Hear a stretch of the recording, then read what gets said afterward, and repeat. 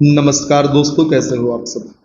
दोस्तों, आप सभी जानते हैं जिन्होंने भी MPHC जूनियर जुडिशियल असिस्टेंट अर्थात JJA का फॉर्म फिल किया है कि 21 सितंबर इस दिन आप सभी का JJA का एग्ज़ाम है। हमें चर्चा क्या करनी है, एग्ज़ाम में आपको किन बातों का ध्यान रखना है, अपने आप को किसी भी पॉइंट पर आकर डाइवर्ट नहीं करना है। आप सभी जानते हैं कुल 100 नंबर का आपका एग्ज़ाम होना है, जिसमें 40 नंबर की आपसे हिंदी टाइपिंग कराई जाएगी, 40 नंबर की इंग्लिश टाइपिंग, 10 नंबर के कंप्यूटर के क्वेश्चन आएंगे और 10 नंबर के इंग्लिश के आपके प्रश्न आएंगे। ठीक, इस प्रकार से कुल 100 नंबर का आपका ये पूरा एग्ज़ाम होने वाला है। हमें चर्चा करनी है टाइपिंग को ध्यान में रखकर इस वीडियो में स्पेशली। आप सभी जानते हैं जिन्होंने फॉर्म फिल किया है कि हिंदी टाइपिंग में आपके लिए 10 मिनट में 300 वर्ड टाइप करने होंगे या 300 शब्द आपको दिए जाएंगे जिन्हें 10 मिनट में आप टाइप करेंगे। दूसरी चीज़, इंग्लिश टाइपिंग में आपके लिए 10 मिनट में टाइप करने के लिए 350 वर्ड दिए जाएंगे। इसका क्या मतलब होता है कि हिंदी में आपके लिए 30 शब्द प्रति मिनट की स्पीड से टाइपिंग करनी है और इंग्लिश में 35 शब्द प्रति मिनट की स्पीड से टाइपिंग करनी है।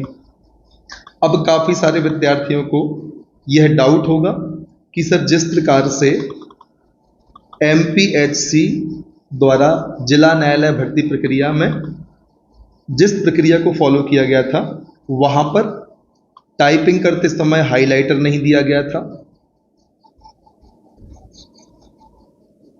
वहाँ पर यह आवश्यक नहीं था कि जो मैटर आएंगे वे न्यायिक भाषा से संबंधित होंगे।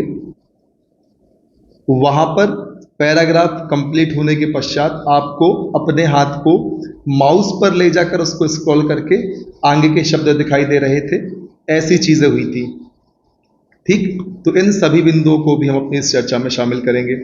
सबसे पहला डाउट मुझे कमेंट सेक्शन से जो प्राप्त हुआ, वहाँ कहा गया सर कि इस एग्ज़ाम में अर्थात JJA के एग्ज़ाम में स्पीड के नंबर मिलेंगे या नहीं। जैसे कि यहाँ पर 10 मिनट समय हिंदी में दिया है 300 शब्द को टाइप करने के लिए, तो यदि कोई व्यक्ति इन 300 शब्दों को 7 मिनट में टाइप कर देता है तो क्या उसे बोनस मार्क्स मिलेंगे? तो दोस्तों, ऐसा बिल्कुल भी नहीं है। यहाँ पर स्पीड के नंबर नहीं मिल रहे हैं, आपके लिए यहाँ पर नंबर मिलेंगे एक्यूरेसी के। इस बात को आप ध्यान रखें। यदि आप स्पीड में टाइप करते हैं तो इससे आपकी रिस्क बढ़ेगी और हो सकता है कि आपको बैक स्पेस का यूज़ करना पड़ जाए। यदि आप कोई भी अक्षर गलत टाइप कर देते हैं तो आपको पूरे 10 मिनट का भरपूर उपयोग करना है और प्रयास करना है कि आप बैक स्पेस का उपयोग ना के बराबर करें और जो आपकी गलतियां हों वो शून्य हों। इसी प्रकार से यह बात इंग्लिश टाइपिंग पर भी लागू होती है। तो पहली बिंदु या पहली बात क्या ध्यान रखनी है कि आपको यहाँ पर स्पीड के नंबर नहीं मिल रहे हैं। दूसरी बात क्या, एक डाउट था कि मैटर लीगल टॉपिक से संबंधित आएगा या राजनीतिक, पर्यावरण, ऐतिहासिक, अलग अलग जो टॉपिक्स होते हैं उनका मैटर भी टाइप करने को दिया जा सकता है। तो दोस्तों, इसका जवाब है जो पिछले वर्षों में अभ्यर्थी चयनित हुए उनका कहना है कि जो न्यायिक शब्दावली होती है उससे संबंधित मैटर आपको टाइप करने मिलेगा। तीसरी बात, जो परिस्थितियां जिला न्यायालय भर्ती प्रक्रिया में हुई थी कि वहां पर हाइलाइटर मिला था या नहीं मिला था, खुद से स्क्रॉल करना पड़ रहा था पूरा पैराग्राफ या जो डिस्प्ले पे कंटेंट दिख रहा है उसको टाइप करने के बाद अपने हाथ को माउस पर ले जाकर, तो ऐसी स्थिति यहाँ उत्पन्न हो सकती है या नहीं। तो जो पिछले वर्षों में चयनित हुए अभ्यर्थी हैं उनका कहना है कि ऐसी स्थिति JJA के एग्ज़ाम में देखने को नहीं मिलेगी। फिर भी आपको हर एक परिस्थिति के लिए तैयार रहना है। आपको अपने माइंड सेट को बुरी से बुरी स्थिति के लिए तैयार रखना है और यदि आपको अनुकूल परिस्थितियां मिलेंगी तो आपको सहजता महसूस होगी। इस बात को आप ध्यान रखें।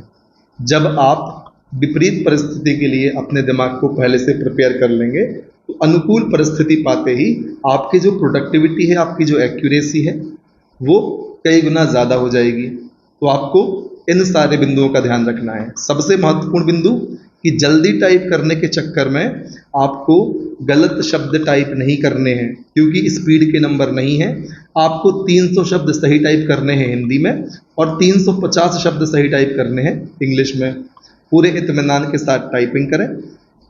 दूसरी बात, न्यायिक मैटर या जो न्यायिक या न्यायालय की जो भाषा है उनसे संबंधित शब्दावली आपको आपके एग्जाम में देखने को मिल सकती है। इसके 95% चांस है, तो आप इस बात को लेकर भी निश्चिंत हो सकते हैं। लेकिन 5% चांस यदि बनता है कि आपको न्यायिक शब्दावली से हटकर किसी दूसरी शब्दावली में या एडिटोरियल के बेसिस पर जो टॉपिक्स होते हैं, एडिटोरियल या लेख के रूप में आपको कंटेंट दे दिया, तो वहाँ पर आपको घबराना नहीं है। क्यों नहीं घबराना? क्योंकि सेम बैटल फील्ड है, सिर्फ आपके लिए विशेष रूप से वो मैटर तैयार नहीं किया गया। जो भी विपरीत परिस्थितियाँ उत्पन्न होंगी वो सभी विद्यार्थियों के लिए होंगी। और दोस्तों, विपरीत परिस्थितियों में किसी भी जंग को या एग्ज़ाम को जीतना ज़्यादा आसान होता है। क्यों?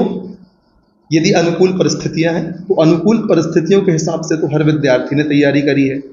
फॉर एग्जाम्पल, सड़क है, आपको इस सड़क को पार करना है, ठीक?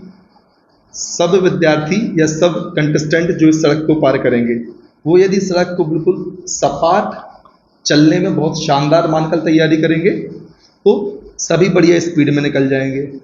लेकिन यदि सड़क पे बीच बीच में गहरे गहरे गड्ढे आ जाएंगे तो काफ़ी लोग इस सड़क से पहले ही लौट जाएंगे, गड्ढों को देख के बोलेंगे सड़क खराब है। लेकिन जो विद्यार्थी खराब सड़क पर पैदल भी चलेगा वो उनसे तो ऑटोमेटिकली आगे हो जाएगा जो गड्ढे वाली सड़क को देखकर वापस लौट गए। लेकिन उस सड़क पर चलते समय उन्हें क्या लगेगा कि मैं तो पैदल चला और मैंने तैयारी करी थी बहुत स्पीड वाली या बहुत फास्ट चलने वाली। लेकिन विपरीत परिस्थितियों में यदि आपकी परफॉर्मेंस थोड़ी बहुत कम भी होगी, उसके बाद भी आपके सिलेक्शन के चांस अनुकूल परिस्थितियों से ज़्यादा हो जाएंगे, क्योंकि विपरीत परिस्थितियों में संघर्ष करना हर किसी के बस की बात नहीं होती। तो इस बात को ध्यान रखें। यदि एग्ज़ाम में आपको कोई ऐसी परिस्थिति आती है सामने जो आपने नहीं सोची थी, तो आपको उस परिस्थिति को या उस कठिनाई को मौका में या अपॉर्चुनिटी में बदलना है। वहाँ पर आपके सक्सेस होने की संभावना कई गुना ज़्यादा बढ़ जाएगी, क्योंकि काफ़ी सारे विद्यार्थी उस चुनौती को देखकर ही अपने हथियार डाल देंगे नीचे। इस बात को आप ज़रूर ध्यान रखें। उम्मीद है सारी चीज़ें आपको क्लियर होंगी, किन किन बातों का आपको ध्यान रखना है। और जहाँ तक सवाल है कंप्यूटर और इंग्लिश के 10-10 प्रश्नों का, तो मैंने आपसे पहले भी वीडियो के माध्यम से कहा था, जितना आपने अब तक पढ़ा है उसको रिवाइज करें और बाकी फिर एग्ज़ाम के ऊपर छोड़ दें। जो होगा सबके साथ होगा। बस आपको ध्यान रखना है, अनुकूल परिस्थितियों में तो सब बढ़िया कर लेते हैं, तो वहाँ पर नॉर्मलाइजेशन जैसी स्थिति उत्पन्न होती है। लेकिन विपरीत परिस्थितियों में कोई व्यक्ति यदि खड़ा भी रह जाता है, चल भी नहीं पाता, तो उन विद्यार्थियों से या अपने उन प्रतिद्वंदियों से आगे हो जाता है जो उन परिस्थितियों में खड़े भी नहीं रह सकते। तो क्या निष्कर्ष निकलकर सामने आता है? यदि विपरीत परिस्थिति आती है तो वो आपके लिए अवसर के रास्ते खोलने आई है। इस बात को आप ध्यान रखें। उम्मीद है इस वीडियो से आपके लिए आपके एग्ज़ाम में किन किन बातों का ध्यान रखना है वे पूरी बातें स्पष्ट हुई होंगी और किसी न किसी रूप में इस वीडियो ने आपका मनोबल बढ़ाने का प्रयास जरूर किया होगा। इसी प्रकार से बने रहें हमारे साथ, लगातार मेहनत करें। मुझे उम्मीद है आप सब बहुत बेहतर परफॉर्मेंस 21 सितंबर को जे के एग्ज़ाम में देंगे। यदि ऐसा है तो कमेंट सेक्शन में हमें अपने एग्ज़ाम के बाद ज़रूर बताएं और कैसा आपका एग्ज़ाम रहा, किस प्रकार की प्रक्रिया वहाँ पर अपनाएगी, वे सारी चीज़ें भी हमें बताएं, हमें उनसे अवगत कराएं, ताकि आगे आने वाले समय में यदि विद्यार्थी हमसे कुछ डाउट पूछेंगे तो हम आपके कमेंट के रेफरेंस के आधार पर ही, क्योंकि आप वास्तविक रूप में एग्ज़ाम देने गए थे, उनको उनका जवाब देंगे। तो बने रहें हमारे साथ, लगातार मेहनत करें और तब तक ना रुकें जब तक आपको आपका लक्ष्य प्राप्त नहीं होता। जय हिंद, वंदे मातरम।